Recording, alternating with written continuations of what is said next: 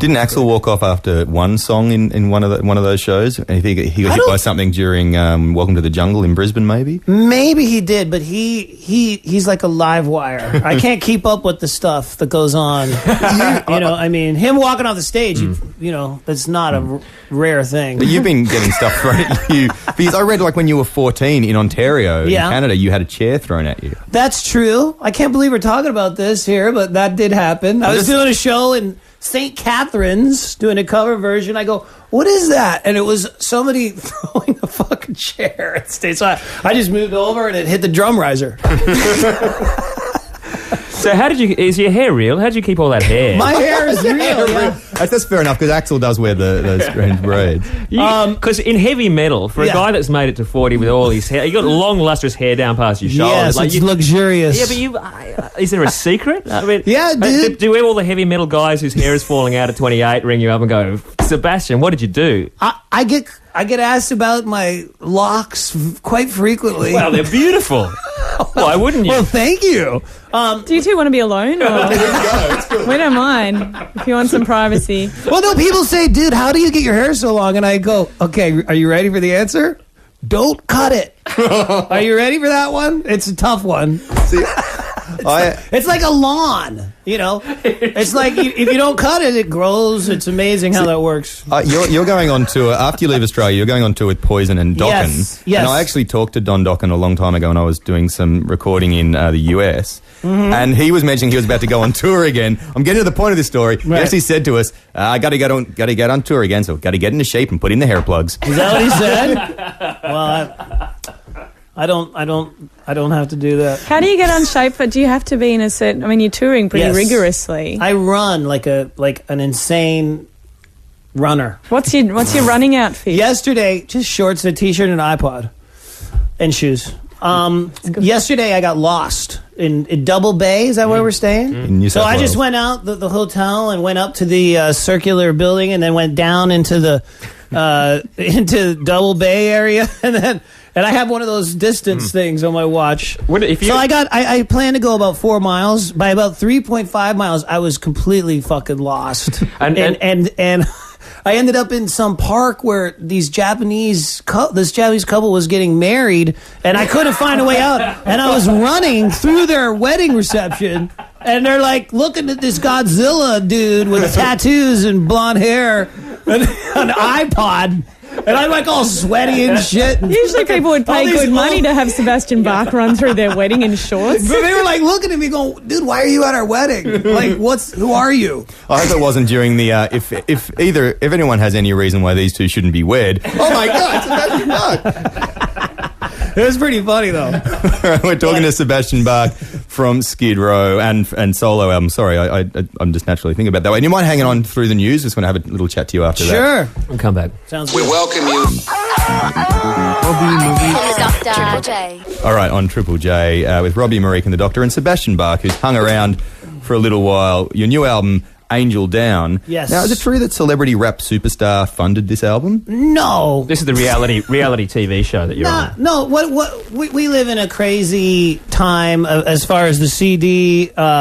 People are downloading their music. I can remember the first time I went in my son's room. I have a 20-year-old son. About 5 years ago, I go in, this computer's downloading all this music, and I go, Sonny, you wouldn't be living in this big house or anything if everybody did that to me. And he looks at me like, would you get the fuck out of here, Dad? Like, you are just get out. Like, and I'm, what do you do? So basically what I did is I started this record 7 years ago. I was on a label called Spitfire with Zakk Wylde and Testament and these other bands, and I started recording my record, and halfway through, this label went under. So I owed the producer money, I owed my band money, I had to pay for the studio, and they just went under.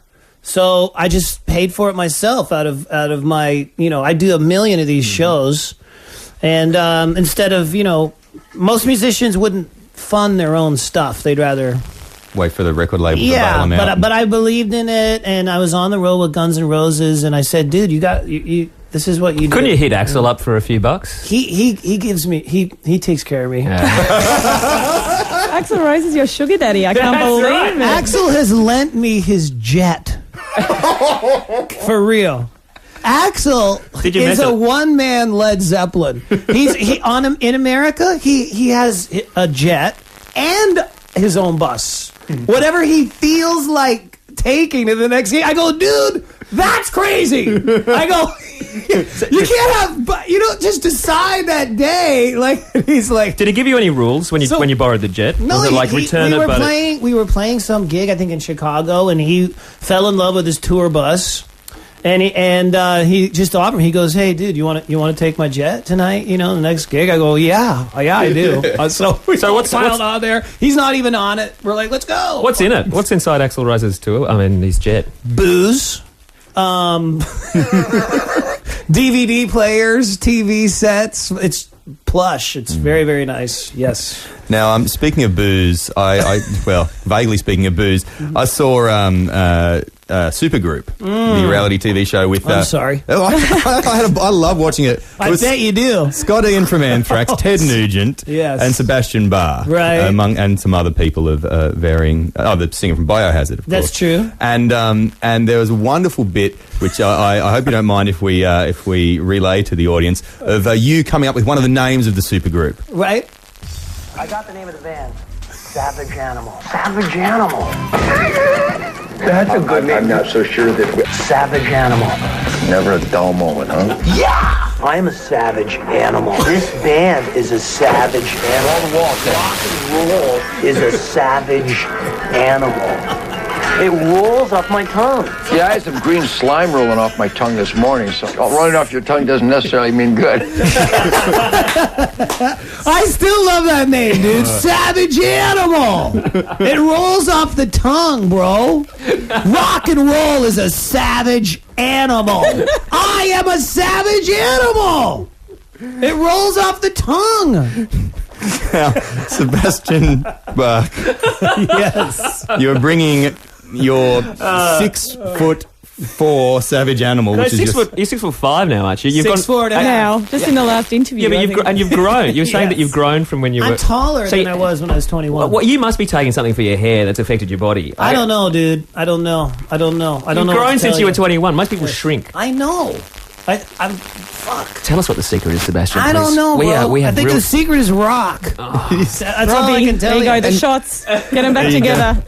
You're playing a whole bunch of shows all around Australia. Yes, The dates. let me mention that right now. This is a national radio show, Yes. so that would be quite prudent of me. We're playing Sydney, the Enmore Theatre, Melbourne, Adelaide, Brisbane, Newcastle, Gold Coast, Perth, and Canberra. Wow. Did I say that right? Yeah. So everywhere. Yeah. That's great. Very much. Oh, no, I know. And the first tour we did here that I ever did was in 1990. And people acted like we were going to the moon back then. Like, they're like, you're It's because going you were on dressed like you were going to the moon. But they're like, you're going on tour in Australia? I remember that vividly. Back then, it was a much... I think the internet and stuff has definitely shrunk the world down. You know, this seems like, Pittsburgh to me. Oh, thanks. And a compliment. Hey, before we go, Sebastian, you once said that a male vocalist's voice matures at 39. Yeah. Which means you should be at your strongest right now. Yeah. Can you sing for us the highest note you're going to sing on this tour? I know it's early in the morning. You got $3,000? Is that how much a note's worth? That's the skills that pay the bills, dude. Yeah. You're like Kate Moss getting out of bed. I don't really do that kind of goofy stunt stuff. Breakfast radio You gotta come down. I could sing you some...